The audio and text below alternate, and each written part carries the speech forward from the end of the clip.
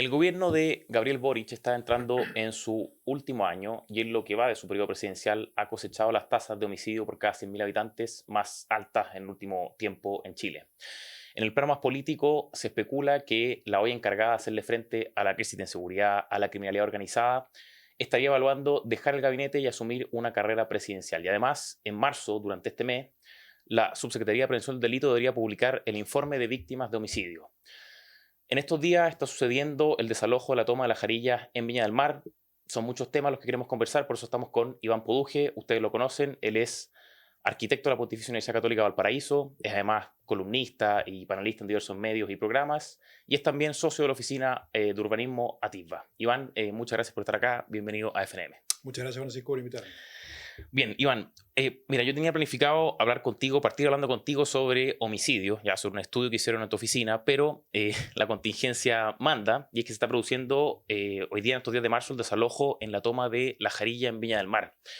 Se trata, tú lo sabes mejor, de una toma que se originó en febrero de 2022, ya, cuyo desalojo fue ordenado en noviembre de ese mismo año, o sea, unos cuantos meses después, para un plazo de 6 meses, o sea, en el fondo estar desalojada más o menos en mayo de 2023, y ocurre que recién hoy, en marzo de 2025, se está produciendo ese desalojo. Primero, ¿por qué toma fuerza el desalojo ahora? O sea, justo después de que el gobierno y los pobladores de la otra toma, el Centinela, llegan a un acuerdo para no desalojar junto con el propietario. ¿Por qué este desalojo toma fuerza ahora y no, por ejemplo, en mayo de 2023, que es cuando realmente debió haber sido desalojado? ¿Tiene algún vínculo esto? ¿Qué crees tú? Yo creo que sí, yo creo que es muy propio del gobierno de Boric hacer estos empates, estas volteretas cortas, digamos. Y claro, como se le criticó justificadamente por el acuerdo de la toma de San Antonio, que es una variación de una usurpación en la práctica, entonces él quiere demostrar que en el fondo él no valía las tomas y hace este desalojo simbólico, porque en realidad lo que está desalojando es un 10% de la toma de la Jarilla. Son 89 familias, digamos, de un sector que hoy día tiene más de 800 familias. Y un 10% en cuanto al número de familias que se desalojan y también de territorio, o sea, También también es ocupan casi ya, proporcional, sí, es proporcional. casi proporcional, es un porcentaje muy menor y claro, esto es una de las tomas más conflictivas porque es una toma que tiene problemas de delito, de narcotráfico y además muchas cargas de aguas servidas, que son estas tomas nuevas post-estallido, que crecieron muy rápido, pero con planificación, con organización, y por eso es que creo que esto, si bien es simbólico, porque son un 10% de la cantidad de gente, es relevante porque va haciendo conciencia de que tenemos frente a nosotros un problema gigantesco que es una industria criminal que usurpa terreno y vende tierra robada. O sea, tú dices que esto es el gobierno pisando el acelerador a propósito de la crítica que se le hizo Claro, porque no hubo desalojo en el Centinela. Es claro, decir, son oye, las dos almas armemos un operativo con carabineros. Claro, o sea, mientras que hago un acuerdo de seguridad, indulto delincuentes, después mientras que hago un acuerdo para básicamente ver cómo vamos a sacar 70 millones de dólares, 30 cooperativas de pobladores que están sobre un terreno usurpado organizadamente, hago un desalojo y Cordero, el ministro Cordero, que es como, por así decirlo, el lado que está por la ley, dice que no, ellos no van a aceptar en el fondo estas usurpaciones, pero en realidad las aceptan y este desalojo simbólico ¿Y por qué iban el 10%? ¿Por qué el desalojo se hace solo de 90 familias o 80 y tantas familias en vez de las 900 que están en porque son los dos el... recursos, las dos parcelas que se tomaron, esas dos parcelas fueron los recursos que avanzaron en la Corte. O sea, los recursos de protección que se presentaron son solo respecto a esas dos parcelas, respecto Claro. a las demás no... No lo sé si hay, Ya, pero este los que... desalojo es sobre estas dos. Ya. Los otros terrenos son de otras personas, pero en Viña del Mar tenemos dos megatomas.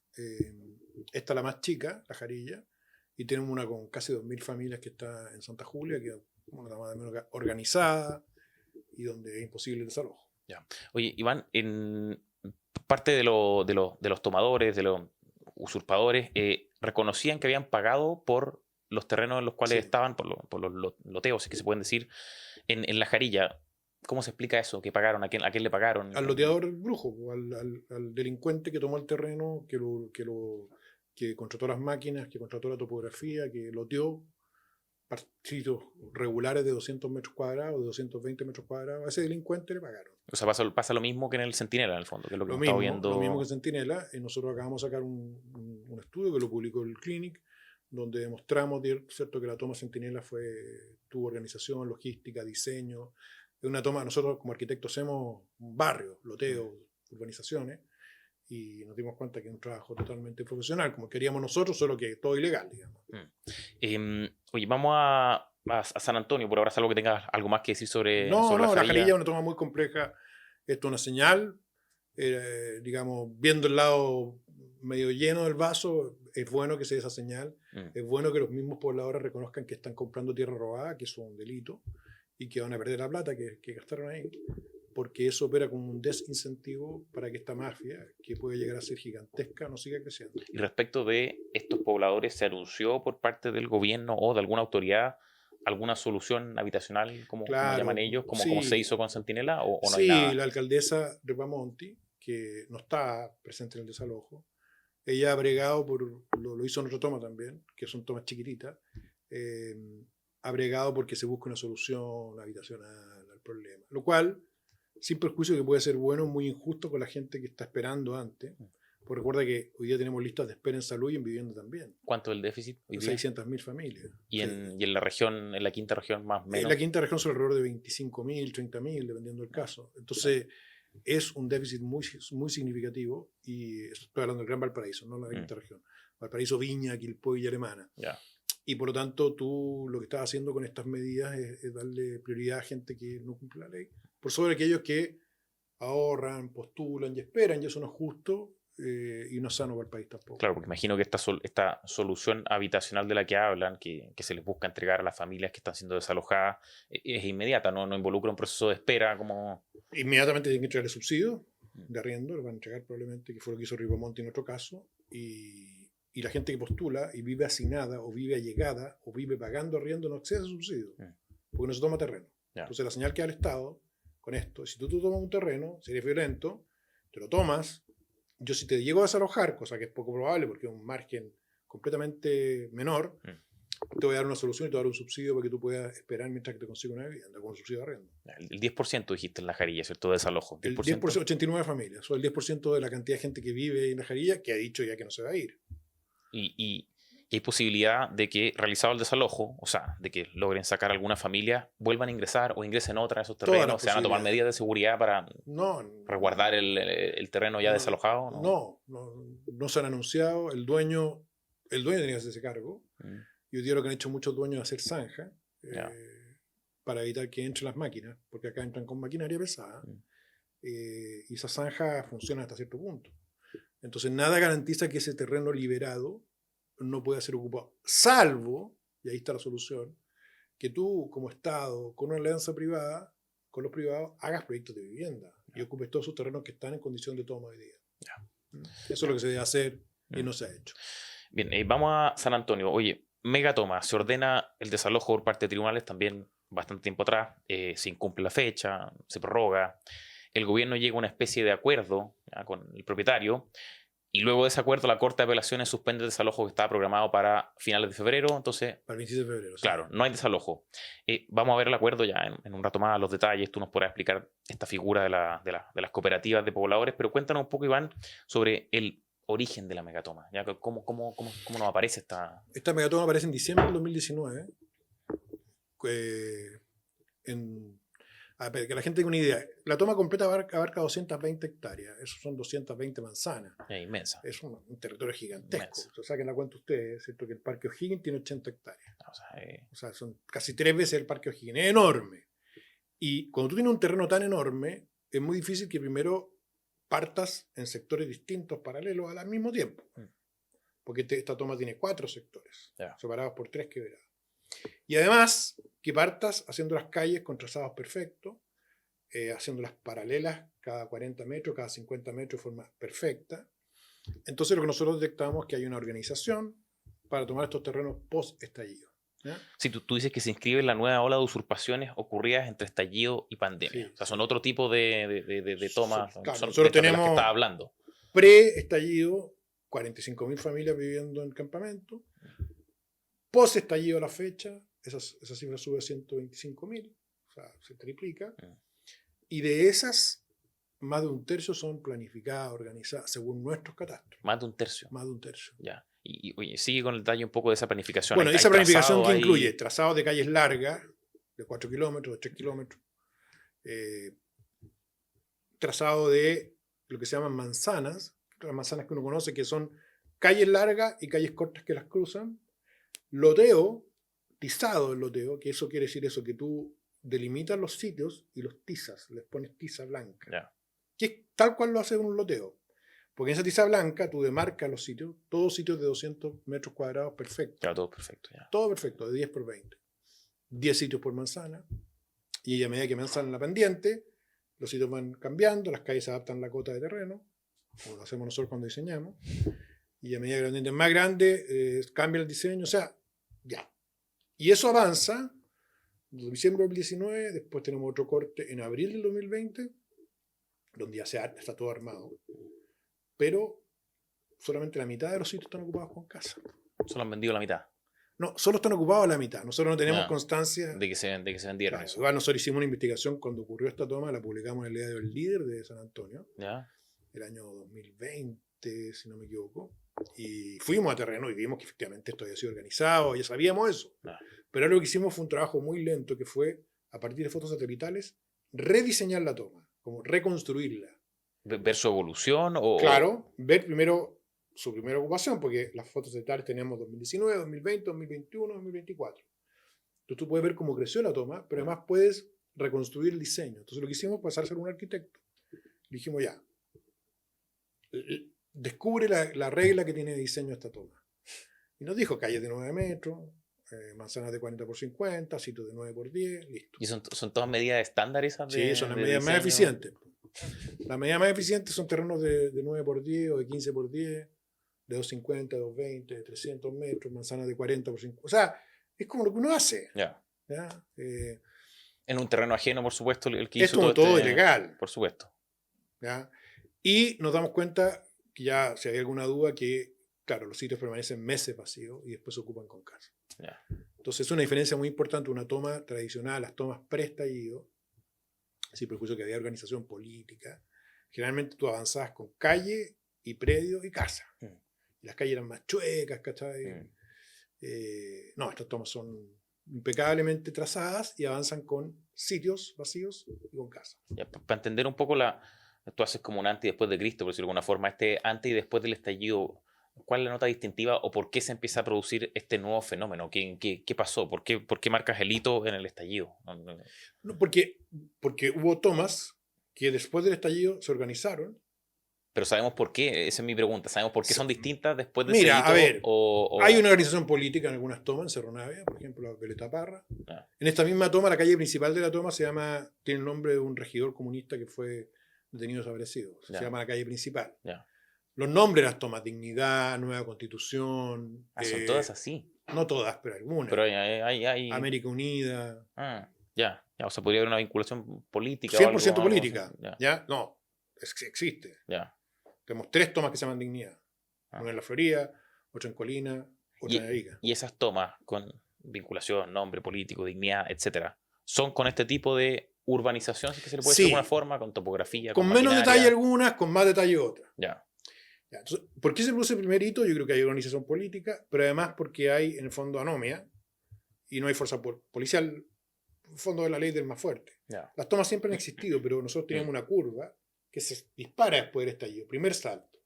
Y el salto más grande viene después de la pandemia, ¿no? Porque ahí tenemos la expulsión de mucha gente que no puede pagar los arriendos o tiene que salir del hacinamiento porque el hacinamiento mataba, cuando te vivías 2 o 3 hogares en un mismo departamento social. Y además coincide con la llegada de migrantes. Entonces tenemos un avance de las tomas muy fuertes del norte, Arica, muy desatado, Alto Hospicio, Antofagasta, Copiapó, que eso es inmigración, y tenemos tomas de zona central, que son básicamente personas que vivían en grandes ciudades, allegados, hacinados, que no pueden seguir pagando arriendo, y luego toman la zona sur, que son una mezcla de usurpaciones por el conflicto terrorista, digamos, también extranjeros y en menor medida chilenos. Ya. Y eso genera un cóctel perfecto. Perfecto. Tú, Iván, cuando estuviste más o menos 6 meses atrás aquí en FNM, nos contaste un poco acerca del negocio inmobiliario ilegal. ¿Qué es lo que estamos hablando? Porque tú lo llamaste en una columna en La Tercera hace poco, el modelo peruano de tráfico de suelo. Sí. Esto es lo que está pasando en Chile, ese modelo. Sí. Hay cosas que no han llegado todavía de Perú. Lo que no ha llegado, a ver, en Perú el 80% de la vivienda se resuelve mediante informalidad organizada criminal. O sea, el tema de la necesidad Sí, por vivienda necesidad. es... O sea, tú lo que generas son bolsas de demanda gigantescas que no puede aspirar a crédito ni a subsidio, porque los programas de vivienda en Perú son muy débiles y porque esos usurpadores son muy rápidos. Y la diferencia es que en Perú hay una alianza directa con la política. O sea, los alcaldes lotean, o los alcaldes están coludidos con las mafias, sobre todo los alcaldes de comunas pequeñas. Como que licitan, por decirlo así, como el O sea, servicio, le dicen, sí, oiga, o van usted a media, ármeme el... o van a medias en el negocio ilegal, o lo permiten. Y bueno, yo estuve en un seminario exponiendo el caso del estallido en Chile, y se acercó varios colegas peruanos y me dijo, o sea, sí, está bien, estallido es complejo, pero esto es lo más complejo que nosotros tenemos, que es la expansión urbana informal, que le llaman ellos, que es básicamente que la ciudad de Lima, de Arequipa, de Ayacucho o de Trujillo crece 80% con informalidad, y ahí entran estos traficantes de suelo. Y la Cámara Peruana de Construcción, la CAPECO, estuve con ellos, me pasaron un estudio muy completo que hicieron unos académicos, y bueno, ahí calculaban que el volumen de negocio son $1.000 millones por año. 1.000 millones de dólares por año. Sí, eso ganan. Y se sabe, se tienen identificado las organizaciones, que Muchas están cada coludidas con empresa, autoridades. cada empresa son los peces chicos. Ya. Hay algunos políticos que han sido investigados por sus vinculaciones con estas mafias. Pero este es un negocio, claro, que tiene vinculaciones con algunos grupos de crimen organizado, dependiendo de la ciudad. Y nosotros en Chile lo que tenemos básicamente, claro, es un modelo donde tenemos estos loteadores que están financiados muchas veces con plata de narcotráfico o con plata de otros delitos. Y tenemos también el crimen organizado controlando tomas. En Santiago, en el norte, en San Antonio también, en un sector de... Y eso es complejo, porque ahí tú tienes en el fondo un gobierno paralelo que se hace cargo de no solo la renta, arriendo, venta, sino que además de las patentes, de la seguridad, etc. O sea, arman sus pequeñas ciudades. Sí, claro, claro. Y a propósito del crimen organizado, esto que está hablando de controlar las tomas, utilizan las organizaciones, las bandas criminales, esos espacios, las tomas, con fines más allá de lo inmobiliario, por decirlo de alguna forma. O sea, por ejemplo, establecen ahí, no sé, casas de tortura, Claro. o centros de explotación sexual, o centros de acopio para las drogas. Eso también aprovechan esos espacios que no hay Estado de Derecho o nada. También. Efectivamente, por ejemplo, en Iquique, en una toma que se llama La Mula, que tiene 12.000 habitantes. Ay, gigante. La más grande está al lado, se llama Alto Moy, que tiene casi 18.000. Casi similar a la San Antonio. Y ahí tú tienes talleres para camiones, repuestos, vehículos robados que los guardan, los almacenan. Tienes bodegaje. Yeah. Tienes también todo lo que es el negocio de alcohol, prostitución, el negocio de cruce frontera en el norte. Yeah. Y acá en Santiago, las tomas que están controladas por crimen organizado, tienes, claro, las casas de pique, que se llaman, las casas de tortura o secuestro, las bodegas y los arriendos y todo lo que es todo lo que es la organización del comercio que existe en interior de las tomas, prostitución, droga, alcohol, etc. Yeah. Oye, voy a volver de nuevo con tu columna la tercera, que está interesante, salvo por el inicio, que yo que me descoloqué con esto del capitalismo salvaje y las tomas, pero eso lo podemos conversar más adelante. Ah, no, pero es que eso es. No, sí, sí lo vamos a conversar, pero... Es pura mercado. No, pero... Sí, oye, sí, bueno, no, conversemos. Sí, después lo vamos a hablar, pero me reí, de hecho. Oye, hablas de señales de tráfico de suelo. Y das dos conceptos bien técnicos, creo yo. ¿Puedes explicarlo un poco? ¿Son algo con la precisión y con el crecimiento? Con la precisión geométrica ¿ya? Es cuando tú te encuentras con una toma. A ver, si tú hoy día nosotros salimos para afuera y decidimos, hagamos una cancha de fútbol que quede cuadrada, rectangular, ¿cierto? Probablemente, si la hacemos nosotros, a mano, al ojo, o incluso con una manguera, que cuando la hagamos por satélite vamos a ver que las esquinas están chuecas. Hay muchas canchas que están así. ¿Ya? Eso es una cancha, que es un polígono. Cuando tú tienes... Que algo fácil en el fondo. Relativamente fácil. Cuando tienes 1.000 u 800 polígonos, mucho más chicos, que te queden todos rectos, con ángulos rectos, y todos exactamente de 10 por 20, 10 metros de frente, 20 metros de fondo. Eso tiene precisión geométrica. Ya. Y eso se logra solo con diseño, topografía, en terreno, topografía y máquina. Es una organización de gente que fue allá a hacer todo Sí, claro, ese levantamiento trabajo con topografía, con los trípodes o con drones. Hoy día la topografía más rápida se hace con drones. Un dron que saca una foto ortogonal y con eso tú, en el fondo, el dron pincha por coordenadas donde tú tienes que poner las estacas. Dice un trazado así. Sí, después pones lienzos, después tizas. Es un trabajo importante. Y ahí, mira, ¿quién hace ese trabajo? Porque te lo pregunto porque a raíz de investigaciones penales, periodísticas, hemos sabido que las bandas de crimen organizado, el narco, tiene narcocontadores. Ya, hoy día las bandas narco llevan libros de contabilidad, algunas en el norte, eso se ha sabido por investigaciones penales. Tienen también ingenieros comerciales, tienen abogados narco, por supuesto, tienen a notarios afines. Esto que nos estás contando tú indica que, no sé, cuentan también con una empresa constructora, con No sabemos, arquitectos narcos, no sabemos todos si son narcos. ¿ya? O criminal organizado. Crimen organizado son delincuentes. Claro. Son ladrones de tierra, organizados, con recursos. Y claro, por supuesto que hay servicios profesionales que contratan. Lógico, sí, claro. No sé si trabajarán solo para ellos. Acá hay colegas arquitectos que trabajaron acá, hay topógrafos, hay máquinas. ¿Quién pagó esas máquinas? ¿Y por qué las máquinas prestaron un servicio a cambio sin factura? Porque tú comprenderás que acá no hay factura ni nada. Entonces, obviamente hay toda una logística. Francisco, hacer una ciudad de 16.000 habitantes en 2 años y medio no es trivial. No. No es sin permiso, por supuesto. No hay permisología acá. Okay. No hay regulación alguna. Nada. Por eso digo que es salvaje. Entonces tú dices, bueno, hay servicios, por supuesto que hay servicios que trabajan para ello. Bueno, primera condición es precisión geométrica. Y la segunda condición es lo que se llama el crecimiento con predio vacío. Ya. ¿Qué significa esto? Que la toma crece y va creciendo con casas, con calles, pero con terrenos vacíos. Ya. Una toma por necesidad social, con todo el discurso de Hadwe, el derecho a la vivienda digna, la gente no va a estar un año esperando con el terreno vacío. No, se instala. Se instala. De inmediato. Que es el caso de la toma, por ejemplo, Nuevo Amanecer. Cerrillo. Tú lo vemos en la foto y tú tienes el terreno vacío, algunos trazados medio, y después todas las casas. Ya. No, acá tienes terreno vacío, trazado, casas, sitios, casas, sitios, casas, sitios. Y esos sitios son los que se venden, no arriendan. Y eso uno los puede encontrar, por ejemplo, en internet a la venta, uno puede ver esos sitios. Ahora se han cuidado más, antes era descarado. Estaban así. Sí, vendo casa en toma. Vendo casa en toma. Vendo casa en toma. En Facebook había mucho. Ahora se cuidan más. Ya. Pero igual una ciudad de San Antonio tiene 100.000 habitantes, chica, y se sabe que van a tomarse todos los terrenos del Centinela. Anótense en la lista, tiene 5 palitos, sí, bueno. No lo gasten el subsidio, no sea huevón. Páguele a este compadre y lo instala en su casa. Listo, no la sacan más de ahí. Oye, mira, Iván, una cita.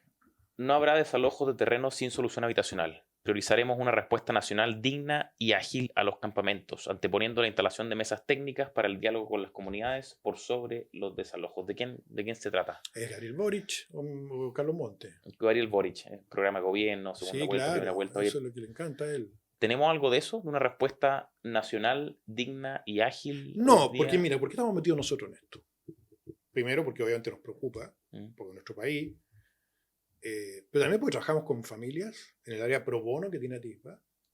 Trabajamos con familias que están esperando su vivienda hace 10 años. Y se las tramitan, y aparecen los arqueólogos con la tapa de vida, y aparece después un estudio ambiental, y las familias esperan años. ¿Quién es el alcalde que molesta también? El alcalde, bueno, el alcalde que no quiere, después pasa al Servio, años, Francisco, años, 8 años, 10 años esperando. Y estos tipos se demoran meses. Y más encima, el gobierno los premia.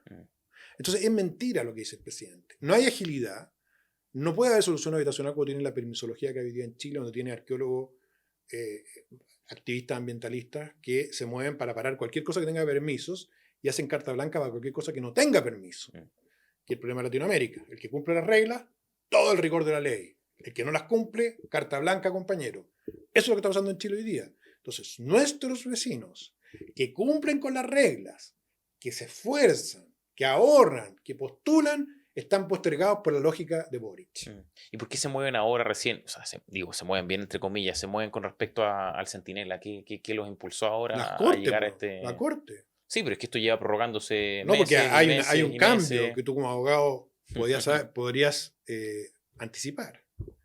Sale Sergio Muñoz. Sergio Muñoz. Este es el cambio en la Corte Suprema. Muchos fallos de Sergio Muñoz eran, no se desaloja si no hay solución. Ya. Muchos fallos de Sergio Muñoz eran, el impacto ambiental tiene que considerar todo el área de influencia. ¿Quién la define? No sé. Ya. Acompañada por otra que sale también, por Vivanco, en muchos de esos fallos, de hecho. Bueno, yo conocí el caso Muñoz. Sí. Entonces, la salida de Muñoz vuelve a imponer el derecho a propiedad, que es un derecho fundamental. Si tú tienes una propiedad, no te la pueden tomar y robar. Entonces sale Daniel Jadwe desde su chalet en La Reina, diciendo que el Estado tiene que expropiar y gastar plata en esta gente que usurpa. ¿Y por qué no le toman la casa a Jadwe? ¿Por qué no la entrega? Tiene 4 casas. Que la entregue para el derecho a la vivienda digna. Entonces, el problema de este criterio del presidente Boric es que ese criterio del presidente Boric, primero no se cumple en la práctica, porque no hay desalojo y no hay solución habitacional. Basta de la reconstrucción de Viña del Mar. ¿Cuántas casas van? Ahora van en 200, creo, de 5.000. Entonces no tienes rapidez y te mueves rápido solamente porque la Corte hace este fallo y tiene la presión pública, pero aún así tenemos, digamos, personas como Jadwe y gente de la academia y vinculada a la izquierda que considera que esto es válido. A propósito de eso, se habla de que el Frente Amplio y el Partido Comunista estarían, entre comillas, detrás de la toma, en el sentido no que la originaron, sino que hay algunas autoridades que la sostienen. Se ha hablado de la alcaldesa de San Antonio, la alcaldesa Lizana, creo que. La ex alcaldesa, sí, claro, ella y su marido. Sí, ¿Cuál es el rollo de ella? ¿Qué hizo con la toma? Ella dijo, apoyó las tomas, ¿Ya? Le hizo como una capacitación para decir las cosas que tenían que decir para que no lo sacaran. ¿Para evitar desalojo? Para evitar desalojo. Y el marido era una suerte como de mediador, no sé. Bueno, yo no estoy diciendo que ella tenga ningún interés económico acá. Más allá de eso. No, lo que estoy diciendo es que ella sí apoyaba las tomas. Y el diputado Ibáñez, del Frente Amplio, ese diputado que anda como siempre como en la luna. Bueno, la toma... Es de la región, ¿cierto? De la quinta región. La toma que le costó la vida a Alejandro Correa. Porque el narco que se tomó el terreno lo mandó a matar cuando lo denunció. Los ocupantes de esa toma, que tienen casas de 2 pisos con auto a la puerta, el diputado Ibáñez lo defendía, pues. Derecho a la vivienda, compañero. Derecho a la vivienda de 2 pisos con panel solar y con auto a la puerta. Y con DEC. Y con DEC. ¿Ah? Y el diputado Ibáñez iba ahí con su cara de... Bueno, la diputada Camila Rojas del Frente Amplio. La diputada Camila Rojas también. O sea, acá tenemos una posición política que es muy antigua, Francisco. Lo que pasa es que, incluso pensando bien en ellos están empezando la toma del año 60, que era una toma de reivindicación popular de la tierra, el movimiento por la tierra, los sin tierra, ¿te fijas? Que es muy fuerte la literatura de izquierda latinoamericana, muy fuerte el tema de la tierra.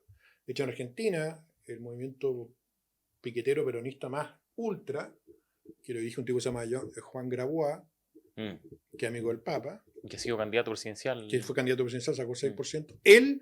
Su gran movimiento es el derecho a la toma. O sea, que hay mucha tierra desocupada y mucha gente sin tierra.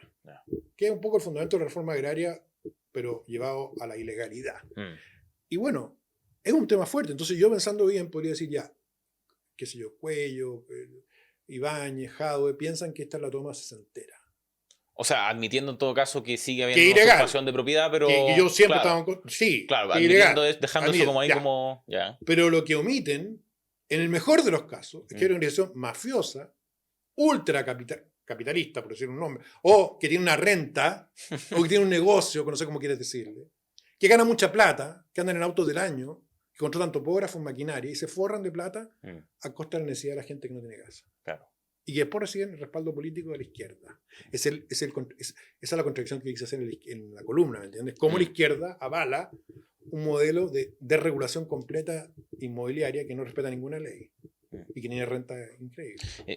Justo quería entrar en eso. ¿Qué es esto de las cooperativas de pobladores? Quiero que entremos un poco en la solución, esta especie de acuerdo que llegó el gobierno. Tú dices en tu columna que se tratan estas cooperativas de una figura tan sesentera como los sueños de Daniel Jadwe. Sí. Eso es algo malo porque me imagino, a ver, si es que algo sesentero y además es como los sueños de Daniel Jadwe. Cualquier cosa que sueñe Jadwe es mala, digamos, por definición. Y ese se entera. O además, termina entonces, mal, o termina con la justicia. Aunque él dice que todo es una persecución. El lawfare, que le llaman. Entonces, Claro. todo es lawfare ahora. También dice que bueno, a ver, entonces, esta figura de... la cooperativa es una figura que se usó en los años 60, 70, 80, ¿Mm? o algunos casos de los 90, donde la inmobiliaria rentista mala era reemplazada por una organización colectiva de propietarios. Ya, y eso Entonces, son de la gente que estaba la en gente el... que iba a vivir se conseguía la plata y en vez de pagar a una inmobiliaria que capturaba la plusvalía, el plusvalor de la tierra y toda la cosa especulativa, La teoría Marx, marxista del valor. todo. Entonces ellos autoconvocados se organizaban, ponían la plata y contrataban un proyecto inmobiliario ellos. Y lo pagaban, y lo construían, y lo pagaban. ¿Y a quién se contrataba ese proyecto de Sí, inmobiliario? no, contrataban a un gerente, ¿Ya? y el gerente contrataba a una constructora y un arquitecto, y compraban la tierra, y hacían todo. O sea, hacían la misma operación inmobiliaria, Ya. que haría una inmobiliaria, pero sin una mediación. Ya. Entonces la cooperativa le encanta a la izquierda. Es como el sueño húmedo de la izquierda. O sea, tener una, primero, cosa colectiva, de autoconvocada, que impide que los privados malos capturen el plusvalor y el capital y toda la cosa. Pero a ver, yo quizás lo estoy entendiendo mal porque igual terminan contratando a particulares para llevar adelante el... Sí, y el particular que vende el terreno se hace la pasada y los otros cobran un horario, pero sí, bueno, la cooperativa original, ellos hacían los planos, iban los voluntarios de las escuelas de arquitectura de los años 60 a dibujar, ¿me entendí? Era como, Por último, había alguna mística de algún había tipo. una mística que tenía que ver con el año 60, Ya. no con el momento actual. Ya, ahora en el fondo quieren contratar a su No, particular. no, en este caso, esto es una excusa, es una salida para patear el problema del próximo gobierno. ¿Cuál es la salida en concreto? ¿Cuál fue el acuerdo al que se el llegó? acuerdo que se Iván? llegó es que el propietario pide su plata. Dice, a mí me devuelven el terreno o me lo pagan. Ya. Entonces, para pagarlo hay dos opciones. O el Estado lo expropia, cosa que sería fatal, o pagan la plata al Estado, porque el Estado estaría poniendo 70 millones de dólares para validar una usurpación de manera escandalosa, dejando a miles de familias en la calle, esperando su casa. O los tomadores se lo pagan. Ya. Pero ¿cómo los tomadores van a sacar 70 millones de dólares? Y ahí aparece la cooperativa. Ya. Entonces dicen, vamos a dividir las 4.000 familias en 30 cooperativas. ¿Y eso es por algo en particular, esta división en 30? Porque se supone que más de 100 ya no se pueden organizar, pero ni Ya. siquiera, yo trabajaba en un comité de vivienda de 200 familias, de 80 familias, siempre hay conflicto. Ya. Trabajan 6, no trabajan los otros, se pelean. Es un desastre. Ya.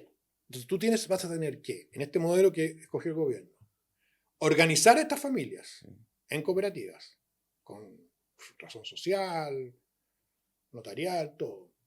Y esas van a tener que juntar la plata o pedir un crédito para en un solo acto pagarle 70 millones de dólares al dueño. ¿En un solo acto? Sí, en un solo acto. ¿Y eso es obligación que sea de esa forma? Así se estableció En el acuerdo. en el acuerdo. Ya. Ya el propietario no va a estar por goteo. No, Si él quiere su terreno o quiere su plata. ¿qué posibilidad hay de que el Estado termine subsidiando ese... Toda. ¿Cierto? Que al final lo O termine sea, pagando... ya se está hablando de que quién va a dar el crédito, el Banco Estado. Obvio. Ya, ¿y por qué el Banco Estado le va a dar un crédito a esas personas con una tasa preferencial Mm, y no a una persona de igual condición socioeconómica que no se organizó y no tiene amigos? claro. Pues un banco normal no lo hace. ¿Por qué lo va a hacer el Banco Estado? El Banco Estado no está para eso. ¿Qué posibilidad hay de que luego esas personas paguen el crédito o... Por eso, entonces va a tener que el aval ser el Estado. O sea, todos nosotros vamos a tener que avalar esa operación. Ya, o sea, una forma como un poco más indirecta, por decirlo así, Lo que yo creo que va a pasar, esto dura 6 meses, ¿Mm? que a los 6 meses no van a llegar a acuerdo, va a haber una prórroga y lo va a haber el próximo gobierno. Eso es lo que yo creo que, eso es lo que yo creo que es la idea. Ya, un chuteo... Un chuteo, un pichangueo así elegante. Oye, esto era una pregunta que tenía pensada antes de que pasara lo de la jarilla, porque se llegó a esta especie de acuerdo entre el gobierno y el propietario del terreno en el Centinela, y el día siguiente son los voceros de la jarilla a decir, oye, queremos recibir el mismo trato que recibió el Centinela. Sí. ¿Por qué no se dio ese mismo trato? ¿Qué pasa? ¿Por qué aquí y acá? ¿Tiene alguna explicación? Por lo que yo llamo el modelo Merrill Lynch. Merrill Lynch. ¿Too big to fail? ¿Ah? ¿Too big to fail? Too big to fail. Estos tipos son muy hábiles, los loteadores. Si tú loteas 80 casas, 40 casas, vienen 3 piquetes de fuerza especial y las sacan. ¿O no? Mm. Entonces, la gracia de este modelo es lotear 100 hectáreas, 30 hectáreas, de un guaracazo. Entonces, cuando el ministro Cordero dice, no, se pone serio el ministro Cordero, dice, no, nosotros vamos a hacer respetar la ley, es porque son 89 familias, No. no las 800 de la Jarilla. ¿Por qué no desaloja toda la Jarilla? Si todo usurpación.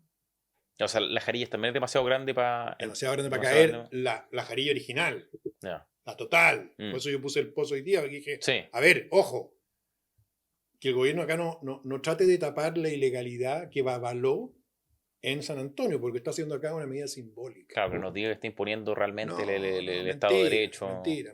Además de darle condiciones preferenciales a esas personas para optar a una solución habitacional que mis vecinos del incendio no tienen, o los vecinos que estamos trabajando nosotros en otras partes tampoco tienen. No les dan un subsidio de arriendo por esperar su subsidio habitacional definitivo. ¿Por qué se lo dan a las personas que toman terreno? Entonces, ¿cuál es la señal que da el Estado? Toma terreno. Pues eso es. Pues. Oye, ¿qué se hace con esto? Porque tú cuando estabas en campaña, cuando te entrevistamos acá, como decíamos, hace 6 meses, nos comentaste que parte de tu programa en materia habitacional para tu ciudad, la ciudad de Viña del Mar, era hacer desalojos, parte del programa en materia de vivienda. Hablaste de 4 tomas que son peligrosas, que representan 1.000 de las 14.000 viviendas en campamento. ¿Te referías a alguna de las tomas que están hoy en polémica o son otras? ¿Sí? Una de la Jarilla. ¿Una de la Jarilla? ¿Ese era el desalojo total de la Jarilla? Sí. ¿Sí? Sí. ¿Y cómo pensaba hacerlo? Digo, ¿se podía hacer hoy día? ¿Cuál es o sea, siempre tienes que hacerlo con el concurso del Ministerio del Interior o de la delegación presidencial. Yo lo que puedo hacer como alcalde, si hubiera sido electo, es apoyar políticamente el desalojo. Claro. ¿Apoyado en qué? En mis vecinos en casa, que son más y que han cumplido las reglas. Sí, acá lo que pasa, Francisco, y eso es lo que no entienden estas personas, porque ellos creen también en la violencia como acción política, hay que decirlo. Entonces, cuando tú validas un método violento, usurpación de tierra, te estás jodiendo a la gente que no opta por el método violento. Y va a terminar tarde o temprano en Perú, donde va a ser, perdona que lo diga, huevón para seguir las reglas. Si yo puedo llegar a una vivienda antes, saltándome las reglas. No, lógico. ¿Ya? ¿Cierto? Y piénsalo tú para el empresario, no el grande, grande, el chico, que lo descueran a regulaciones, lo revientan con permisología. Bueno, ¿por qué si yo puedo bypassarme todo eso haciendo una usurpación? Aplica el mismo principio que para el tomador. ¿Cierto? Entonces, el riesgo es ese. Y súmale que nosotros tenemos problemas de informalidad en el comercio, grave, de economías criminales, en el comercio, en los salmones, en la madera. Tenerlo en la tierra, además, con lo que implica eso implicado en Perú, en México, es gravísimo. Sí. Y eso es lo que las autoridades no ponderan porque mezclan sus sueños trasnochados con la incapacidad fáctica de hacer un desalojo de 16.000 personas. Entonces, claro, ¿cómo se soluciona? Es acelerando la política habitacional. Es premiando a la gente que cumple. Es dándole a las personas que han comprometido su ahorro y su subsidio una horizonte de salida más rápido, no de 10 años.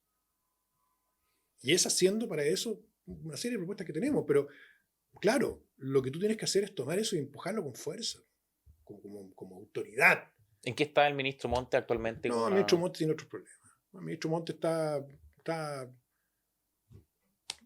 no sé, ya no tiene energía, yo creo, para esto. Ha tenido muchos problemas, lamentablemente personales también, muy terribles, y yo empatizo con él, pero uno cuando está en una función pública tiene que saber hasta qué punto puede seguir. Debería salir, dices tú. Debería haber salido hace mucho tiempo, debería haber salido en los casos convenios, porque ese caso convenio le quitó energía para hacerse cargo de la reconstrucción y el plan de emergencia habitacional. Mira, no sé, yo tengo afecto y respeto por su trayectoria, pero creo que él, para no salir por la puerta pequeña, no sé, está haciendo una puerta más chica, porque lo que está haciendo con esto es validar un mecanismo terrible. Creo que no tienen energía y se requiere una persona, no sé, que aborde, que priorice a la gente que cumple. Cierro con este tema. ¿Cuáles eran las otras tomas que pensabas desalojar y que, te pregunto, porque podrían explotar ahora, podrían ser conflicto, podría calentarse la cuestión con... La Jarilla era una, la otra era en Las Palmas, arriba, que son tomas complejas. La otra está en Santa Julia, Villarrucán, muy compleja también, con balas, con fuegos artificiales. Y creo que ahí las tengo todas: Villarrucán, Las Palmas, La Jarilla, Santa Julia. Ya. Esos cuatro Eran sectores. cuatro mencionaste al menos en ese... ¿Por qué? Porque, claro, yo tenía que ver sobre todo con las jarillas, porque esa toma es muy jodida, es muy violenta. La gente que está ahí es muy violenta con los vecinos y entonces sabe que es una toma complicada. ¿Ya? Estamos conversando con Iván Poduje, arquitecto urbanista de la oficina Atisba. Estamos hablando sobre la toma del Cerro Centinela y también la jarilla recién desalojada en una proporción ínfima, mínima, simbólica, nos dice el invitado. Iván, queremos hablar, dijimos al comienzo, de estos temas, de las tomas, vivienda, etcétera, y seguridad. Y partimos comentando que en el gobierno del presidente Boric, el gobierno actual, se han tenido unas tasas de homicidios por cada 100.000 habitantes más altas de básicamente la historia de Chile, que se entregará un informe de homicidio durante este mes, etcétera, pero en esta semana había una noticia que es que me llamó harto la atención, que es que no hay concordancia entre el gobierno de Chile y Carabineros de Chile entre las cifras de homicidio de estos primeros 2 meses del año con los 2 primeros meses del año anterior. O sea, el gobierno dice, disminuyeron los homicidios, ya, en esa comparación, y Carabineros dice, aumentaron. Y de hecho, la diferencia es bastante. ¿Ya? O sea, lo de Carabineros es decir que aumentaron un 51%, y el gobierno dice que disminuyeron 18%. 19, sí. Sí, o sea, un 19-18%. ¿Cómo se explica el nivel de diferencia entre el gobierno central y la institución policial? Mira, podríamos agregar que la Fiscalía también tiene sus propios datos. ¿Y son distintos a estos? Sí. A ver, ¿por qué pasa esto? Primero, porque el gobierno lo que hace cuando le conviene hablar de homicidios consumados y frustrados o homicidios consumados. Ya. Lo que aumentó, según la Fiscalía y Carabineros, son los homicidios totales, frustrados y consumados. Ya. Que ahora al gobierno no le importan los frustrados, que hay gente que quedó paralítica, herida de por vida. No, le importan los que fallecen. Y una persona, además de la víctima, una persona con voluntad criminal para delinquir, para matar. Además. Más allá si se frustró o no, porque la frustración Entonces, ocurre por una cuestión ajena a la persona que quería cometer el delito. Efectivamente. Entonces, lo que ha hecho el gobierno es que ha creado, con la Subsecretaría de Prevención del Delito, un portal que se llama Centro de Análisis Delictual, CEAD, El SEAD, claro. que sintetiza toda la información que viene de las policías y las fiscalías para tener una sola versión como Estado de Chile. Ya. ¿Ya? Y en esa versión usa los homicidios consumados. Y los homicidios consumados se dispararon igual. Chile tenía un porcentaje de 3,2, 3,3 homicidios cada 100.000 habitantes. Sí, y tuvimos algunos 4 y 5 también antes de Boric, pero después pasó a más de 6. Más de 6, ¿cierto? Ya. Entonces, eso ya es complejo. Entonces, lo que ha hecho Boric, con reducciones muy marginales, es bajar de 6,6 a 6,3. Sí, una reducción de un 6%. ¿Te fijas, no? Ah. Entonces, ahora estamos esperando los resultados del año 2024. Porque solo tenemos primer semestre de 2024, primer semestre de 2023 oficial. Claro. Pero Carabineros, como tiene el stop, van llegando información. Este es su sistema propio. Claro, que es un sistema propio. ¿Ya? Y no coinciden las cifras. Ahora, yo creo que acá no hay cocina de datos, sino lo que hay, o sea, no es que van a borrar homicidios. No, el intento de usar el dato que más... El intento de usar el dato que más les conviene. ¿Ya? Lo que sí estamos esperando, nosotros tenemos estimación que los homicidios efectivamente consumados bajaron en la región metropolitana de Santiago. Yeah. Pero hubo comunas donde se dispararon. Yeah. Y otra cosa que hay que saber es que los homicidios bajan, y por eso no hay que celebrarlos cuando tienes epidemias tan fuertes, y eso lo dice Pablo Ceballos, que es un gran experto, porque se crea la paz artificial del control territorial. Claro, que una organización, una banda se impone por sobre claro. sobre otra. De hecho, los homicidios se producen cuando hay disputa por un barrio. Este tipo de homicidio. O cuando hay, digamos, colonización, o lo que sea, pero entonces lo que tenemos nosotros, y eso es lo grave, es que tenemos en Santiago, puede que haya una reducción de los homicidios totales, pero tenemos un aumento explosivo de los homicidios en ciertas comunas donde hay fuerza policial, Melipilla, Padre Hurtado, Talagante. Y esa colonización rural de los homicidios es muy peligrosa, también en latinoamericana. Lo que pasa en Latinoamérica es que en las ciudades, en las áreas metropolitanas, donde se cometen los delitos, es más difícil instalarse. Entonces lo que hacen es que se mueven a las periferias como rurales. Quiero hablar de esa colonización rural porque Mira, en enero de este año, en tu oficina, en Atisba, publicaron Monitor, le llaman a ustedes, una especie de... Sí, de reporte sobre homicidios en Santiago 2024, patrones territoriales y propuestas. este documento que ustedes están viendo en pantalla. Primero que nada, cuéntanos, Iván, así como en líneas generales para situar un poco la conversación, ¿de qué trata este trabajo que hicieron ustedes, así a modo general? Mira, nosotros lo que hacemos básicamente es que cada vez que hay un homicidio, lo ubicamos. ¿Lo geolocalizan? Lo geolocalizamos. ¿Ya? Generalmente usamos con la radio Bio Bio, que es la que en su reporte dice el homicidio se produjo en la calle General Regada con la serpiente. ¡Pum! Ya. Eso hacemos todo el año. Ya, están siguiendo, Siguiendo todo el la tiempo. información de prensa. Hay una persona que está ubicando homicidio, frustrado, consumado. Ya. Entonces... Y marcan ahí un pin en el mapa. Marcamos un pin. Ya. ¿Ya? Y luego, cuando vamos a publicar el reporte, hacemos una revisión, una segunda revisión, donde abrimos el STOP, que es el Sistema Táctico Operativo Policial de Carabineros, que tiene los datos a nivel de cuadrantes. Ya. Cuadrantes son como grandes barrios. Entonces nosotros lo que hicimos fue digitalizar los cuadrantes de Carabineros y ponerlos sobre nuestra base. Entonces cuando Carabineros dice que en este cuadrante hay 20 homicidios y nosotros tenemos 12 registrados, quiere decir que nos faltan 8. Ya. Y ahí hacemos búsqueda. Ya. Vamos a portales, a diarios comunales, a radios comunales, hasta que damos con los homicidios. Ya. Generalmente nos queda un 5 o 6% sin ubicar. Ya. Y eso lo publicamos. ¿Con el objeto de qué? Primero, de detectar los patrones territoriales. Nosotros somos arquitectos urbanistas.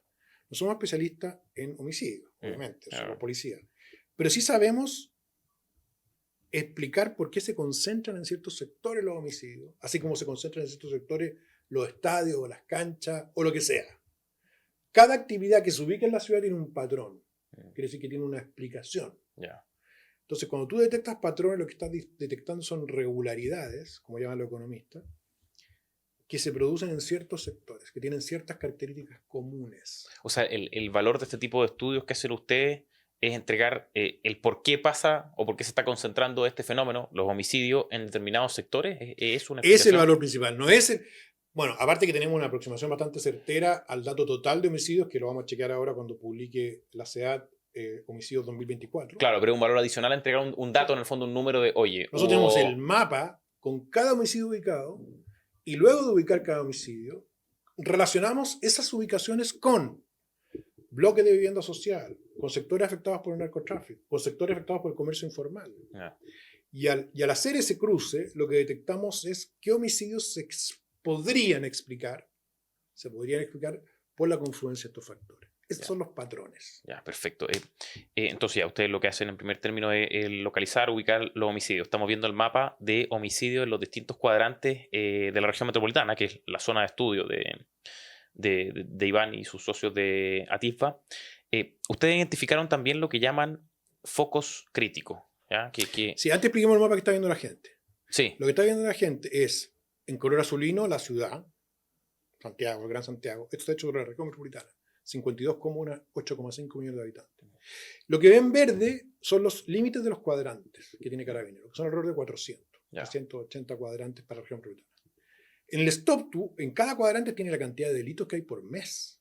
Violaciones, homicidios, robo con violencia. Entonces lo que nosotros hacemos, lamentablemente la base no es abierta, así que tenemos que tener otra persona que está copiando a mano todos los datos que tiene Carabineros en un Excel para pegarlos a los polígonos verdes que ve la gente.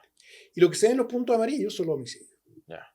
Entonces, esa es la principal base de Atisba. Ya, perfecto. Nueva. Y eso nosotros tenemos una base histórica que nos permite, primero, con una aplicación que tiene el software, detectar las concentraciones de homicidios. ¿Qué quiere decir eso? Tú le das una equidistancia a cada punto. O sea, a ver, ubíqueme los puntos donde se concentran una mayor densidad de homicidios por kilómetro cuadrado. ¿Ya? Es una instrucción que le da al software. Y lo que hace el software en el fondo es que te delimita un área roja o a naranja, en donde tienes más densidad de homicidios. Y es importante decir que los homicidios obviamente no se distribuyen de forma equitativa en el territorio, ¿cierto? No. Es una palabra que jodió en la ciudad. Jodieron territorio, en paréntesis al margen, que es una palabra muy linda. Pero el territorio en algo se mantiene, porque la expresión es los territorios. Entonces, tiene razón. O como las violencias. Claro, este es los territorios. Los territorios. El territorio todavía... El territorio. Sin ese. Para que no nos jodan esa palabra tan bonita. Bueno, entonces, nosotros lo que hacemos es que tenemos ya, como te decía, no están distribuidos equitativamente. Se agrupan en sectores. son los hormigueros, se agrupan. Tú cuando ves un hormiguero no ves a la hormiga distribuida, no, hay sectores No, donde están así, están acumuladas. concentradas. Y esos sectores son los que hacemos doble clic nosotros. Y ahí vemos por qué se pueden estar acumulando en esos sectores. Y esos sectores son, Iván, lo que ustedes denominaron los focos Los críticos. focos críticos, sí. Y, bueno, cito el estudio. Dicen ustedes que los focos críticos agrupan el 37% de los homicidios en Santiago con solo un 13% de la población. Sí. ¿Sí? Eso son tú siempre para hacer estos análisis tienes que comparar porcentajes. Ya, el 30% de la población, por ejemplo, te voy a poner un caso al revés. El 92% de los gerentes ejecutivos de grandes empresas viven en 5 comunas, que representan un 20% del total de las comunas. 90 viven en 20. Esos diferenciales te permiten a ti establecer, digamos, concentraciones. Entonces tú me dices, mira, resulta que donde vive el 13% de la población tengo casi un tercio de los homicidios. Claro, muy poca población, muchísimo mucho homicidio. Muchos homicidios para la persona que vive ahí. Quiere decir que ahí está ocurriendo algo raro, una anomalía. Que en el fondo, esa anomalía es un patrón. Entonces, voy a ir a mirar esos lugares. Los focos críticos son sectores que tienen una densidad mayor al promedio y en algunos casos muy mayor al promedio de homicidios por metro cuadrado o kilómetro cuadrado que hay en Santiago. Solo un paréntesis bien rápido y sigo con los focos críticos. El plan del gobierno, Calle Sin Violencia, que va a cumplir 2 años ahora en abril. Nadie llega a estas fechas, pero... Es un desastre, en fracaso. Va a cumplir 2 años, sí, quiero saber tu opinión. Y el plan, hasta hace más o menos una semana, estaba diseñado por comunas, no por sectores. ¿Ya? Por comunas. ¿Qué opinión te merece a ti, primero específicamente eso, este diseño sobre la base de comunas y no por ejemplo, cuadrantes, sectores? O sea, encuentro que la comuna es una unidad de análisis que no es representativa del problema. Incluso en Independencia, que es una comuna muy afectada ahora, los problemas se concentran en 3 cuadrantes de los 10 que tiene la comuna. Entonces lo que yo tengo que hacer es un plan que esté acotado a cuadrantes, a focos. Para ahí, porque ahí concentro toda la fuerza, y focalizo la acción y no tengo que estar en toda la comuna. Podría pasar, por ejemplo, Iván, que tienes, no tengo idea, una comuna aquí y otra acá, limitando, y tienes un problema en una periferia de la comuna y en la periferia de la otra comuna se juntan. Claro, o sea, el problema está entre la junta de esas 2 comunas y no, por ejemplo, la comuna en su totalidad. Trasciende los límites comunales, de hecho. Tenemos varios focos. Pero está ahí y no en el resto de la comuna. Entonces... No. Salvo excepciones. La Pintana tiene mucho de su servicio comunal son focos críticos. Pero en Puente Alto tengo un sector que es muy complejo y otro sector donde no pasa nada. En la Florida también. Oye, veamos, pongamos en pantalla el mapa de focos críticos. Si nos puede hacer un comentario más o menos de ya, lo que muestra ese mapa, las zonas hacen una graduación de 3 colores que tienen que ver con las densidades. Son con mapas de calor, así. Son mapas de calor, sí, son mapas térmicos. De aquí la forma más gráfica de mostrar. Entonces, donde está rojo, quiere decir que tengo más densidad de homicidios por hectárea que en la zona que está en naranjo y a su vez la zona que está en amarillo. O sea, esa relación es homicidios y superficie, no población. Es que a veces están relacionadas. Salvo casos como la Nueva Caracas, donde tengo mucha población para tan poca superficie. Pero en realidad la densidad se calcula por superficie. Luego calculo la población para ver las diferenciales, porque si no la gente no entiende mucho. Perfecto. Entonces, lo que estamos diciendo nosotros es que en estas zonas rojas es donde está el problema. Esas son las zonas rojas donde está el problema. Ahí debe focalizar toda mi acción. Entonces, ¿qué te van a decir ellos? Es que se va a mover otra comuna. No está así. Porque el foco no tiene que ver con la comuna. ¿A qué te refieres con...? Que tiene que ver con cosas que no tienen que ver con el límite político administrativo de una comuna. Tienen que ver con La Vega, por ejemplo. La Vega podría estar La Vega es el problema. La Vega podría estar en cualquier comuna y sería problema, en el fondo. Sí, eso es lo que Franklin es el problema. No es la comuna de Santiago, es Franklin. Y Franklin aborda Santiago, aborda una parte de San Miguel, aborda una parte de La Granja, entonces, de San Joaquín. Entonces tengo una por eso es que se ven como como nubes, parece un huevo frito, me decían, ¿cierto? Claro, al revés, porque la yema es roja. Creo que la yema no, ¿qué color es la yema? No, la yema es roja. Sí, está bien. La yema es naranja. Entonces es como un huevo frito, efectivamente. Entonces, por ejemplo, en Huechuraba, que está la parte de arriba, los problemas están todos en la Pincoya. Tengo 9 homicidios, 10 homicidios. Entonces, yo digo, bueno, en la Pincoya tengo que operar, no en el Carmen de Huechuraba, aquí tengo otro tipo de problemas. No estoy diciendo que no haya problemas a los vecinos de... Ahí tengo portonazos, tengo robo con violencia. Pero son homicidios. Estamos hablando de homicidios. Los homicidios. ¿Y por qué en la Pincoya? Bueno, porque en la Pincoya tengo vulnerabilidad social, tengo hacinamiento residencial, tengo control de narcotráfico, tengo problemas hace 30 años en la Pincoya, o 40. Esos factores, los que mencionaste recién, los que numeraste, son parte de lo que denominan en el estudio los patrones territoriales. ¿Tienen que ver con eso? Claro. ¿A qué se refieren ustedes con...? O Porque sea, lo que estamos diciendo nosotros, por ejemplo, vamos de nuevo a hacer una provocación política a ti. La libertad. Viva la libertad, carajo. Depende de dónde nazca, po. Porque si yo nazco en la Pincoya, tengo 10 veces menos libertad que en el Carmen de Huechuraba. Yo voy a hacer un disclaimer, no vamos a entrar en la discusión ideológica en esta entrevista porque yo quiero saber, estoy muy interesado en el estudio de homicidios. ¿Qué quiero decir con eso? Que hay condiciones territoriales, geográficas, sociales, demográficas, que explican la mayor densidad de homicidios, y esas son las que hay que atacar para evitar que estén los homicidios. ¿Entiendes? ¿No? ¿Esos son los patrones? Son los patrones. Ya. Entonces yo diría, mira, donde hay más homicidios mando que más carabineros. Sí, van a bajar. Pero si no pongo oficinas públicas, no van a bajar tanto. Si no mejoro las escuelas, no van a bajar tanto. Entonces por eso tampoco, otra provocación ideológica, esto no se resuelve con pura mano dura, compañere. No, pero es que no puedo estar más de acuerdo. Es que en hay eso. algunos que andan de sheriff y andan diciendo, mira, yo si me arrestan me da lo mismo. No, si quieren, mira, lo más fácil acá. No, pero ¿eso tú te refieres a José Antonio Cast? No sé quién dijo eso, que le da lo mismo que lo arrestaran, no sé dónde. No, lo que dijo recién, yo creo que lo están totalmente sacando de contexto. Lo quieren es que no sé si fue él. No, dijo que él estaba dispuesto a ser perseguido por organizaciones internacionales. Bueno, eso todos tenemos que estar dispuestos a ser perseguidos por organizaciones internacionales, por favor. Sería un honor estar perseguido por no sé, ¿cómo se llama Amnistía Internacional? Claro. Eso es como una medalla. Porque son unos activistas de cuarta. Eso es lo que quiero decir. Okay. No, pero lo que te quiero decir es lo siguiente. Si yo tuviera una tropa de élite, como la que tienen los brasileños de la Policía Militar de Río de Janeiro, que hicieron 2 películas, y mandara a mi tropa de élite a La Legua, a Mariscal, a Parinacota, armados, puede que maten y se maten, y a los 2 meses va a tener el mismo problema. ¿Quién lo va a hacer a la favela de Río? Ahí no entran, ¿no? Sí entran ellos, con tanquetas, con helicópteros. Ve Tropa de Élite, una película la más taquillera de la historia de Brasil. Y hay una escena muy buena porque en esas favelas iban los sociólogos de izquierda a hacer trabajo social. Y se ponían en buena con los narcos. Y los narcos los saludaban, ¿cómo estás, compañero? Bien, compañero. Lo recibían con galletas. Con todo. Hasta que en un momento los sociólogos se les ocurre denunciar a la policía algo que pasó. Y los narcos se enteran que fueron ellos. ¿Tú sabes lo que hacen los narcos con los compañeros sociólogos de izquierda? Los agarran, los ponen en la punta de un cerro, les ponen, los meten, los amarran, les ponen neumáticos arriba, ¿cachai?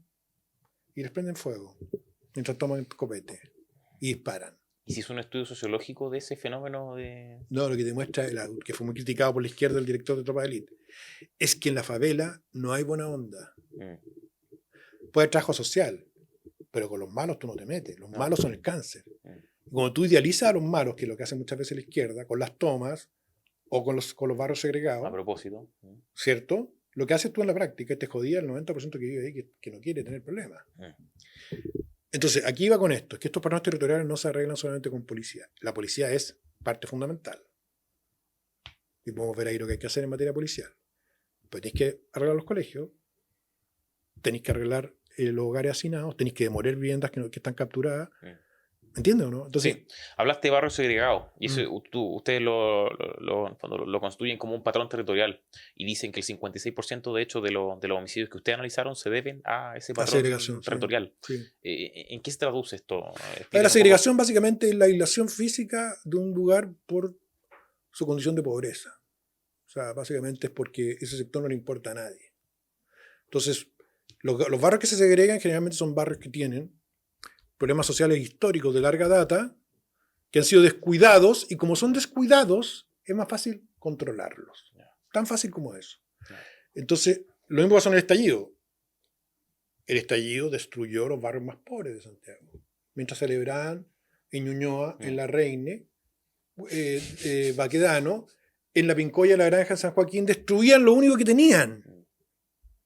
Por eso es tan imperdonable este gobierno lo que hizo con el estallido de la izquierda, porque jodió a la gente más vulnerable, para que Fernando H. pudiera, en el fondo, llenarse la boca con su revolución de pacotilla. Con Loncón. Bueno, entonces lo que está pasando hoy día es que los barrios que tenían problemas históricos, porque fueron mal diseñados, hay barrios de los 90 que diseñaron mal, en San Luis, en la vía San Luis de Maipú desde el año 90. Y fue mal parida, mal diseñada. ¿En qué sentido? Que se diseñó con hacinamiento, No. sin servicio, con calles estrechas, sin áreas verdes. Entonces, la gente la metieron ahí, los padres salían, los niños quedaban solos, los padres salían a trabajar, los niños quedaban solos, llegaron las barras, listo, jodiste. Las barras bravas de... Las barras bravas son un driver importante de esto, porque ya, claro, están en conflicto, dependiendo del barrio, con criminales extranjeros o en alianza con criminales extranjeros. Y como los criminales extranjeros entran más fuertes, estos tipos han tenido que endurecerse. Entonces lo que tenemos nosotros es un escalonamiento, como dice Ceballos, de la violencia para poder controlar los sectores. Eso barras bravas, pero ¿qué juego pinta el narco acá? Porque ustedes también, el narco, el crimen organizado, las bandas, ustedes también estudiaron en ese fenómeno. Esto es lo que estamos viendo en pantalla, el mapa es un poco... Es el Cono Sur. Es el Cono Sur de Santiago, que es el lugar que tiene más homicidios, que tiene más deserción escolar, que tiene más hacinamiento, que tiene más violencia intrafamiliar, que tiene todo lo más malo, está ahí. O sea, esto es una especie como de cruce de datos, de relación entre lo que tú nos explicabas de segregación, sí, y el narco. O sea, el narco. Claro, que los barrios que están delimitados ahí son barrios que están delimitados por estudios que llevamos nosotros haciendo hace 15 años. Claro, los barrios ocupados. Los barrios ocupados, tomamos la de CIPER, tomamos la de la Fiscalía. La Fiscalía sacó un súper buen reporte el año 2016, la Unidad de Análisis de Droga. Entonces, tú delimitas los barrios que están capturados o capturados quiere decir que ahí hay una economía criminal vinculada al narcotráfico. Entonces, lo que ahí aparece en color morado son esos barrios. ¿Por qué hay más homicidios en esos barrios? Porque en esos barrios el negocio de los tipos consiste en venderle droga a su mercado interno o en guardar droga ahí para atender un mercado externo. Entonces lo que ocurre es que las bandas se quieren disputar el control de esos sectores. Y por eso hay tantos muertos, por ejemplo, en la Vía de los Músicos, en la Vía del Concierto de La Pintana, donde hubo en una esquina 12 muertos en un año. En una esquina. En una esquina. Impresionante. Porque se iban a ejecutar allá, como una señal de fuerza. Entonces, claro, lo que ves tú en ese mapa es que los puntos amarillos coinciden casi con precisión con barrios como Bajos de Mena, por ejemplo, donde está la población Coloane, que ya hemos demolido como Estado, como país, 600 viviendas, pero hay que demoler 3.000. En la población Parinacota, donde demolimos otras 500, 600, hay que demoler otras 3.000. Entonces, tú vas viendo los barrios que tienen, por ejemplo, ¿dónde murió más gente en el COVID? En esa misma zona morada. Yeah. Porque ahí no existe la libertad, carajo. No existe. No puede haber libertad ahí, ¿me entiendes o no? Es un provocador. Es que no puede haber libertad ahí, Cancino. No puede haber. Ese es el problema. Porque si yo vivo y nazco en la población, en la Vía del Concierto, La Pintana, si yo nací ahí y quiero desarrollarme, tengo que hacer el doble esfuerzo que un niño que nace en otro barrio. Es un hecho. Entonces, volvemos al punto de origen. Estas regularidades, estas concentraciones, ¿qué te hacen al final? Tú tienes dos caminos. Una es poner una muralla al sector oriente, que es lo que hicimos en el estallido. Y el sector oriente entonces da cabida a todos a los progres con plata, a los de derecha, a los de izquierda, a todos. Y como somos pocos habitantes en Chile, más bien segregados, autosegregados. Entonces el resto nos da lo mismo. Hasta que de repente nos encontramos, hoy estalló todo. O reventó no sé qué cosa. O visibilizar ese problema y meterse ahí a intervenir. Pero no con la mirada jesuita, por así decirlo. ¿Cuál es esa? Asistencialista, como de, oh, pobre, no sé, como de ayuda, como de que el narco, amigo narco, ven, amigo delincuente, que una víctima. No. Las víctimas son las personas que viven con los delincuentes. No el delincuente, que escogió su camino. Lo que sí yo sé es que yo tengo una probabilidad mucho mayor de ser delincuente en ese barrio. Y lo que tengo que evitar es que los niños que no han caído en el Sename todavía o no han caído en esas redes caigan ahí. Y por eso la intervención debe ser más que mano dura. Iván La Tercera publicó un artículo, un reportaje, no sé si lo pudiste ver, pero te lo comento brevemente, respecto a la transformación nocturna de ciertos barrios como Bellavista, sí, tras el arribo de bandas criminales extranjeras, y específicamente lo que está implicando la extorsión en los comerciantes de esos barrios. Se dice, en el estudio, que el Tren de Aragua, o gente que usa la marca del Tren de Aragua, Sí, encontró un negocio en el cobro de las denominadas vacunas a los clubes nocturnos. Desde la perspectiva del estudio que ustedes realizaron, de esto que estamos comentando aquí, ¿cómo se explica urbanísticamente, por decirlo de algún modo? ¿Tiene que ver esto con otro patrón que ustedes tratan, que es la aglomeración comercial? O sea, ¿tiene sí, algo que ver? ¿Cómo? claro, la aglomeración comercial, tercer patrón, donde yo quiero estar en La Vega, como delincuente. ¿Y por qué quiero estar en La Vega, por Porque ejemplo? ¿Para tengo cobrarle mucha gente a a los los cuales comerciantes? claro. Ya. O sea, en La Vega tengo mucho más, nuevamente, todo esto por eficiencia. Mm, Tengo más comerciantes por metro cuadrado que en la dehesa ya. o en cualquier barrio. Mm, Entonces, lo que yo quiero, en el fondo, es tener el control sobre La Vega, el control sobre el Valledor, norte y sur, el control sobre Franklin, oriente y poniente, norte y sur, si es necesario. ¿Ya? Porque cuando yo tengo el control de ese lugar, yo le cobro a la gente que se quiere instalar, yo le cobro esta vacuna de protección. Entonces, hoy día la aglomeración comercial explica, no recuerdo el número, pero un porcentaje importante de los homicidios, porque esa disputa lo que hace en el fondo es quedarse con el mercado de la población flotante que va ahí, que no vive ahí, pero que trabaja, comercia, intercambia ahí. ya. Makes, un ejemplo, desde el libro. En Makes el negocio criminal es abastecer el comercio informal que está ahí, que vende muchísima plata por metro cuadrado. Ya. O sea, el negocio era instalarse ahí como banda criminal. Claro, entonces como es bueno, yo también quiero ir. Po. Ya, esto lo que estamos viendo en pantalla son un poco un mapa que explica lo que estaba comentando Iván ahora de la aglomeración, los focos. ¿Qué se ve aquí? Esto se ve en el mapa en verde, se ven los parques, y usted ve en la parte de arriba, donde dice legal, ese parque que cruza es todo el eje del Parque de la Familia, Parque de los Reyes, Parque Forestal. ¿Ya? Y si usted se fija, las zonas moradas son las zonas de comercio ilegal. Los puntos amarillos son los homicidios. Entonces nosotros lo que vemos acá es que la parte céntrica de Santiago Centro, que lástima que no puedo mostrar, porque está entre la Alameda y el río, ya se pacificó el control, ya hay control ahí. Ya. Y la disputa se trasladó ¿a dónde? A el barrio Mapocho, al barrio de Independencia, al barrio de La Vega. Y ahí se están matando por el lugar, entre dominicanos, colombianos, peruanos, etc. Y ese traslado, Iván, se produce porque en el fondo se controló en alguna medida el comercio ilegal. O sea, eso ya dejó de ser un tema. Claro. O sea, que el comerciante ilegal o está bajo mi control, o está con mi permiso, o está con mi vacuna. Ya. Entonces yo quiero ir ahora a tomarme el mercado de Makes, por ejemplo. Entonces, lo que tengo en Makes, que está en el extremo, no sé cómo están viendo la pantalla, pero en el extremo, bueno, en uno de donde se ven muchos puntos amarillos, una zona como larga morada. Esa zona larga morada es el eje Alameda, que va entre la calle Brasil y la calle La Reja. Y ahí tengo los terminales, que son muy codiciados, porque llega mucha gente. Mucha gente. Si yo velo por matemáticas. Si yo digo que el 10% de la gente es consumidora problemática. Si tengo 1000 personas, el 10% es mucho más que si tengo solo 5 personas o 10 personas. Entonces aumenta la probabilidad de tener clientes. Y por eso que los terminales son disputados. Y como son disputados, tengo un soldado ahí. Bueno, le quiero una señal a los compadres que están ahí que yo soy más duro que tú, entonces voy, agarro y lo reviento y lo mato. Ya, o sea, coinciden también los homicidios, la localización de los homicidios con estos lugares donde hay aglomeración comercial y la llegada en consecuencia de la organización y banda. Y en este caso se junta además con la Nueva Caracas, que es un sector que es controlado por el Tren de Aragua, donde viven muchas personas vinculadas al crimen organizado hoy día, que está entre la calle General Velázquez, Alameda, Coronel Súper. Y ese sector, que es un distrito que tiene mucho homicidio, es porque ahí van a matar gente del crimen organizado. Como viven ahí, los van a matar y los van a tirar, generalmente los matan y los dejan después en la calle, en la caletera de la General Velázquez. Que lo vean, supongo. Claro. Todas, mira, nosotros tenemos, por ejemplo, ahora estamos, en el trabajo que estamos haciendo, diferenciando a la gente muerta en situación de calle. Ya. Hay mucha gente que matan en situación de calle. Y eso generalmente son demostraciones de fuerza o de entrenamiento o de pruebas que les dan a los sicarios para poder entrar. Usan a gente, a indigentes. Matan indigentes. Ya. Sí. Por práctica, por decirlo así. O sea, como una señal. Ya. Como una señal.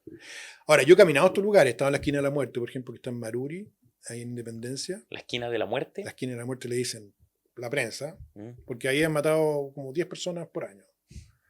Está en Maruri con Riquelme, si no me equivoco. Al lado de la municipalidad. De hecho, estuve con el alcalde otra vez conversando y dije, oye, al otro lado está la esquina. Sí, está la esquina de la muerte, sí sé, güey. Me fui a parar a la esquina de la muerte, pues. Fui caminando y me paré ahí. Y estaba todo apagado.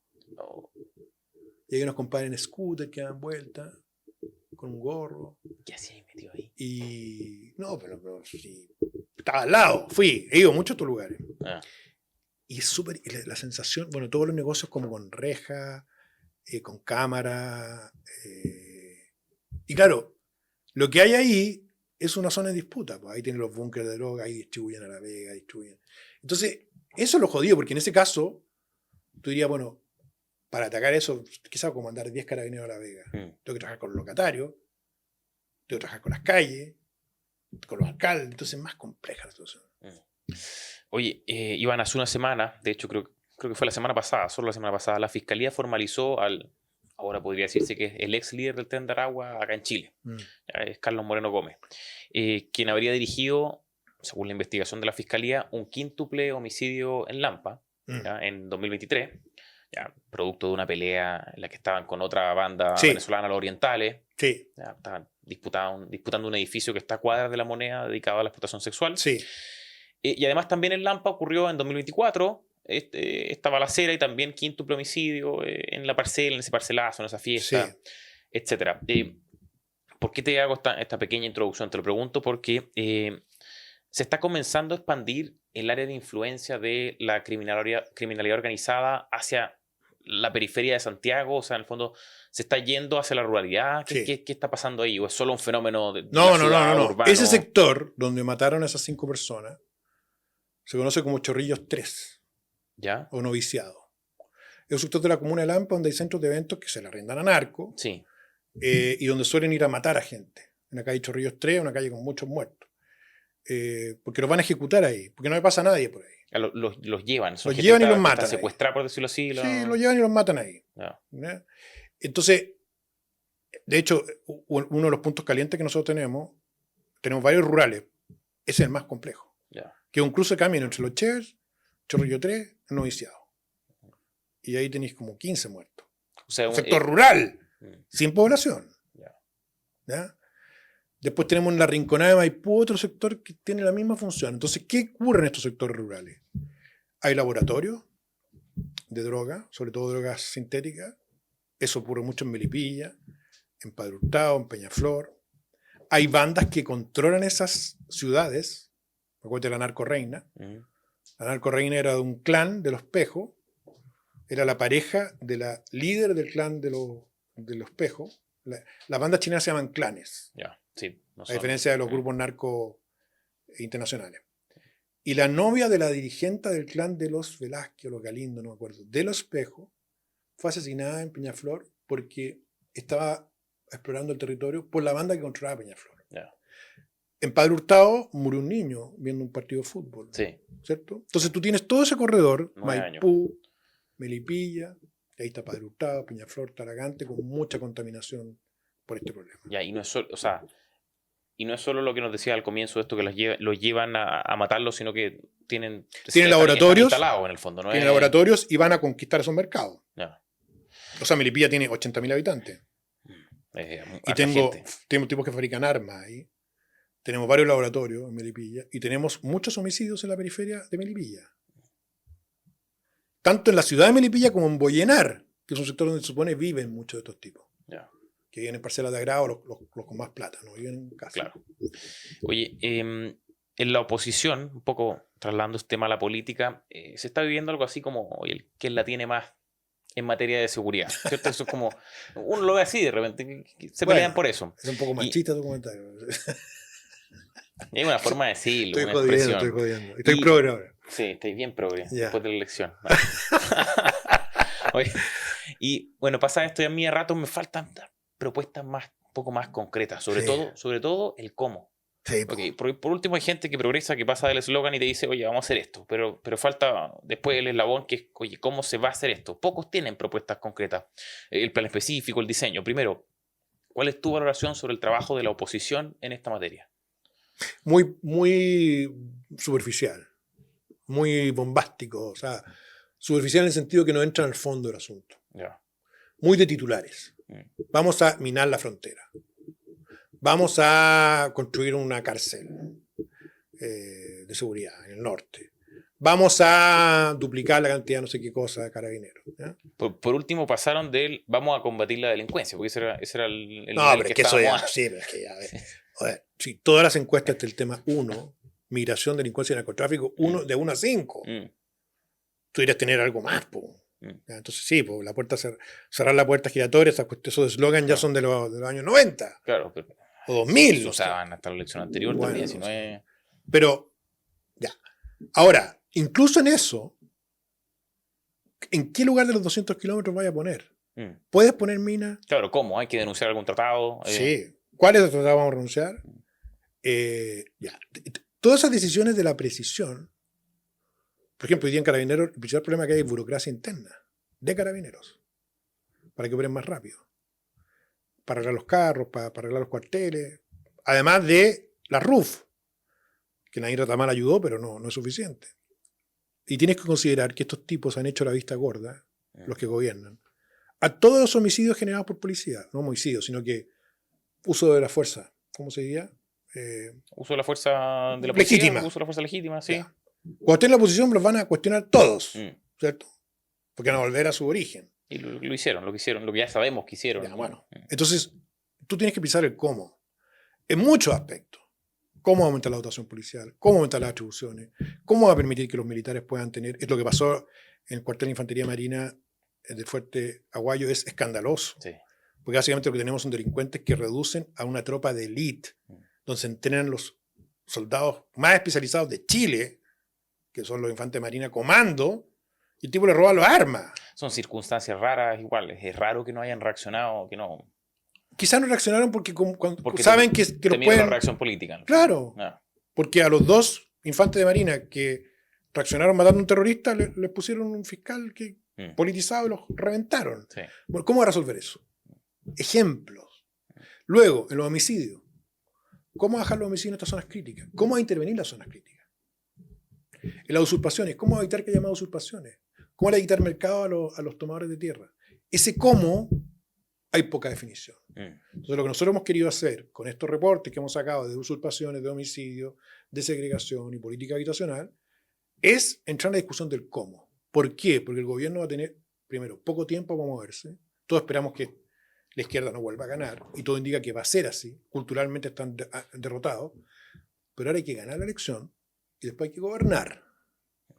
Y gobernar implica tomar decisiones que van a ser todas difíciles y complejas. Entonces no basta decir que yo tengo el cuero duro. Si yo soy súper duro, eso no sirve de nada.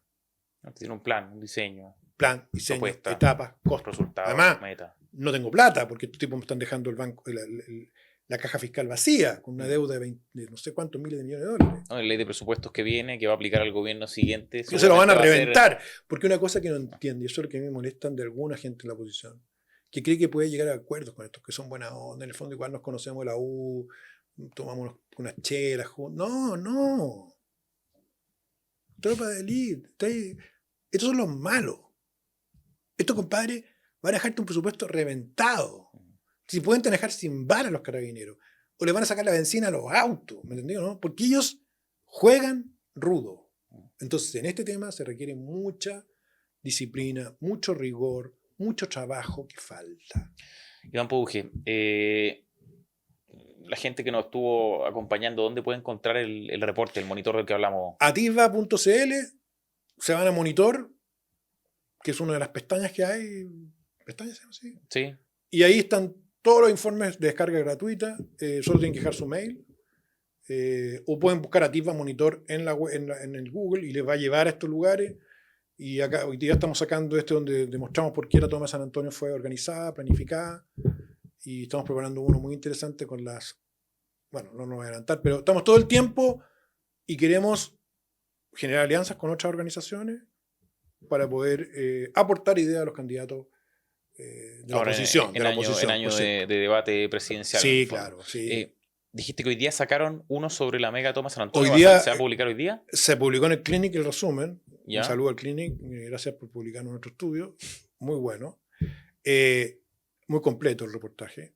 Y vamos a subir el reporte hoy día, donde van a ver ustedes los planos que reconstruyeron los arquitectos de la oficina, donde reconstruyeron el diseño de la toma, los sitios vacíos. Todo lo que hemos contado está ahí. Ya. Y van a ver por qué no sé, que Elisa las toma y ojalá que Jadwe de su chalet lo pueda ver.